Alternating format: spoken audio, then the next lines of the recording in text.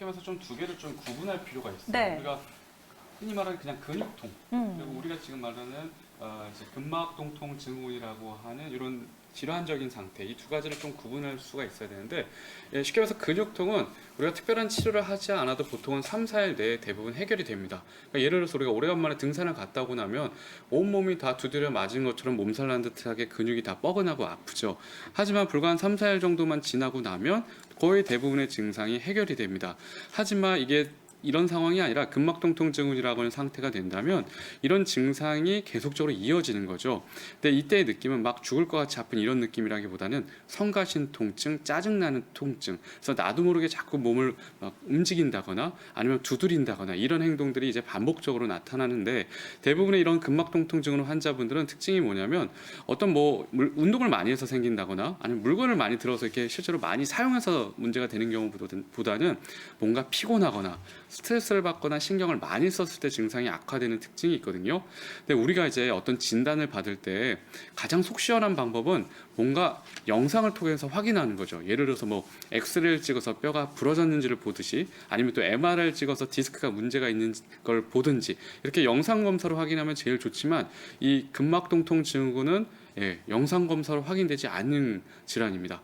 그야말로 엑스레이를 찍어도 뼈는 멀쩡하고요. MR을 찍어도 디스크도 다 멀쩡할 거거든요. 그래서 이 근막통통 증후는 이런 이제 징후적인 모습을 갖고 이제 우리가 진단을 하게 됩니다. 네, 일반 단순한 근육통과 감별할 수 있는 진단 방법들, 근막통통 증후군에 관해서 조금 더 구체적으로 풀어주셨는데요. 원장님, 그렇다면 이러한 증상 때문에 고생하시는 환자분들은 어떤 한의 치료에 도움을 받을 수 있을까요? 제가 실제로 진료실에서 최근에 이 근막통통 증후군 환자분들을 굉장히 많이 접하게 됩니다. 네. 연령 불문입니다. 중고등학교 아주 어린 친구들부터 해서요, 50대, 60대, 중장년층까지 굉장히 다양한 연령의 근막통통 증후군 환자분이 굉장히 빠르게 늘어나고 있다는 걸 저도 몸소 느끼고 있는데요. 대부분의 환자분들이 통증 클리닉이나 기타 의료기관에서 대부분 처음에는 가장 진통 효과가 큰 스테로이드 주사 치료를 받습니다. 정말 감쪽같이 순식간에 통증이 사라지는 걸 느끼게 되는데, 문제는 뭐냐면 이게 반복적인 시술을 할수록 효과도 떨어질 뿐더러 더구나 내 몸에서 내성이 생기면서 또 여러 가지 또 부작용들이 생길 수가 있거든요. 그러다 보니까 결국에 나중에는 마약성 패치 같은 걸 이용해서 통증을 줄이는 데만 자꾸 초점을 맞추게 되는데, 이 근막통통 증후군을 이제 원인적으로 보게 된다면 가장 큰 거는 결국은 이 근육 내에 충분한 혈액 공급이 안 되는 걸로 볼 수가 있습니다. 이걸 이제 한의학적인 용어로 풀이를 한다면 이제 어혈에 해당이 되는 거고요.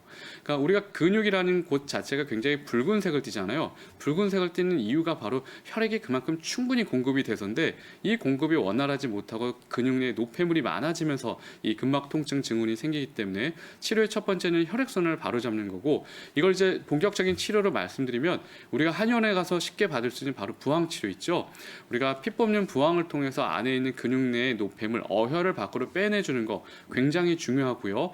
그리고 바로 이 통증을 일으키는 바로 통증 유발점이라고 하는 부분을 침 치료나 약침 치료로 해결해 준다면 보다 빠른 효과를 기대할 수가 있고요. 자, 근데 만약에 이 환자분이 좀 내과적인 문제까지 있어서 혈액순환 자체가 굉장히 저하되어 있는 환자분이라면 이때는 한약 치료를 병행한다면 좀 더 좋은 효과를 기대할 수 있을 것 같습니다.